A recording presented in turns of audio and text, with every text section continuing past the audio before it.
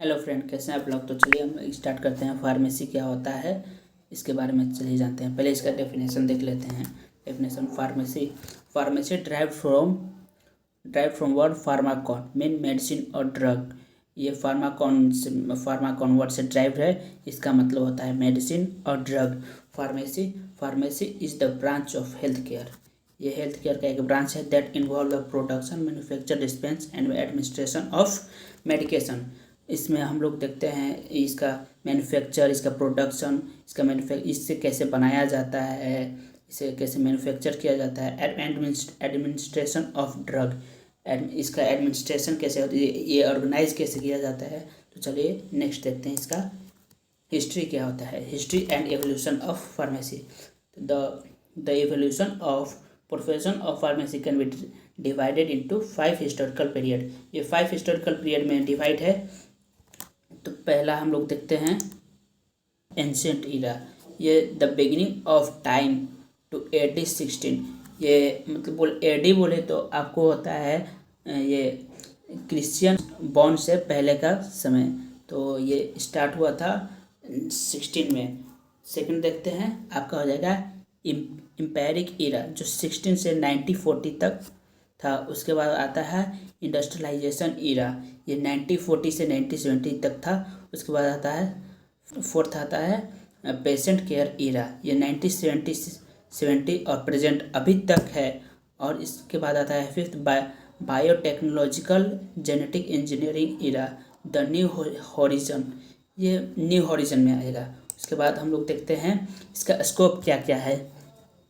सबसे इम्पोर्टेंट ये आफ्टर बीफार्म आप लोग क्या क्या कर सकते हैं, इस मतलब इसका स्कोप आपको किस किस फील्ड में आपको जॉब की अपॉर्चुनिटी है वो देखते हैं। पहला आता है आपको फार्मा मार्केटिंग। ये आ गया आपका फार्मा मार्केटिंग।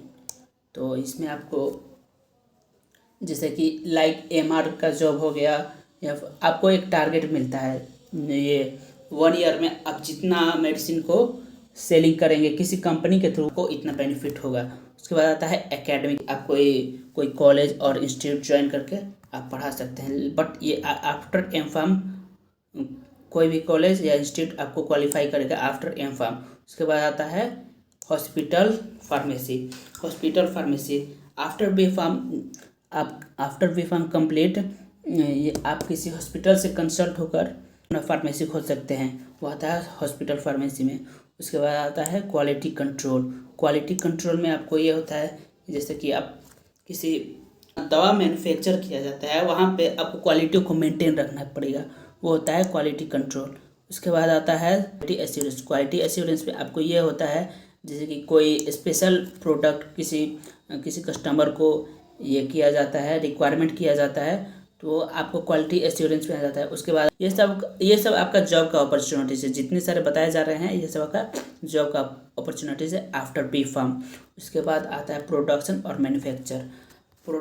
मैन्युफैक्चर में ये होता है जहाँ हम लोग दवा को बनाते हैं, वहाँ भी आपका ये हो सकता है जॉब। उसके बाद आता है packaging. After production and manufacture of drug, उसके बाद हम पैकेजिंग करते हैं। उसके बाद आता है फॉर्मुलेशन डेवलपमेंट में ये होता है कि अकॉर्डिंग टू फार्मूला आपको उस मेडिसिन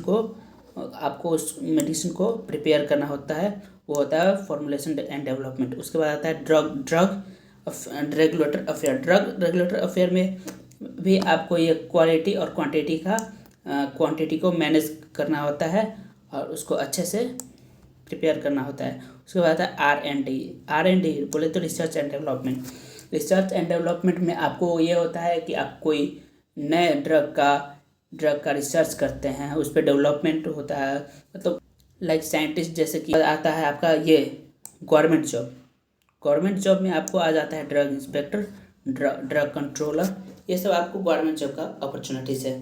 तो चलिए हम लोग नेक्स्ट देखते हैं इसका इम्पोर्टेंट सब्जेक्ट क्या क्या है।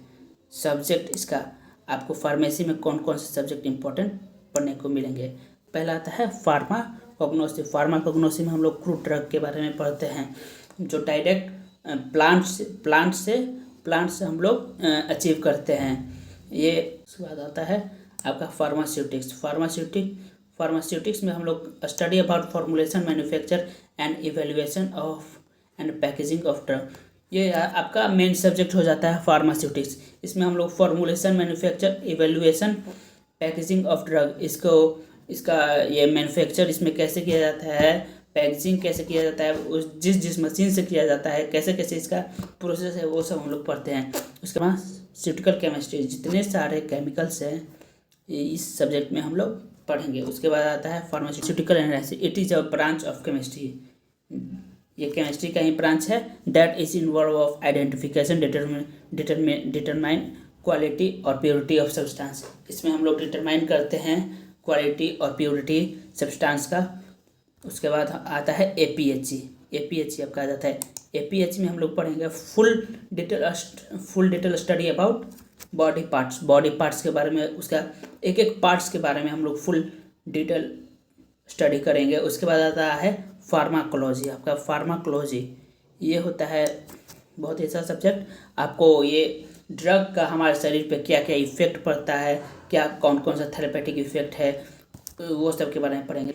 Study about chemicals effect on our body, मतलब हमारे बॉडी पे कोई भी ड्रग का क्या क्या इफेक्ट पड़ता है, उसका क्या क्या थेरेपेटिकल इफेक्ट है, वो सब हम लोग पढ़ेंगे। उसके फार्मास्यूटिकल माइक्रोबायोलॉजी में हम लोग study about microbes like bacteria, virus, fungi.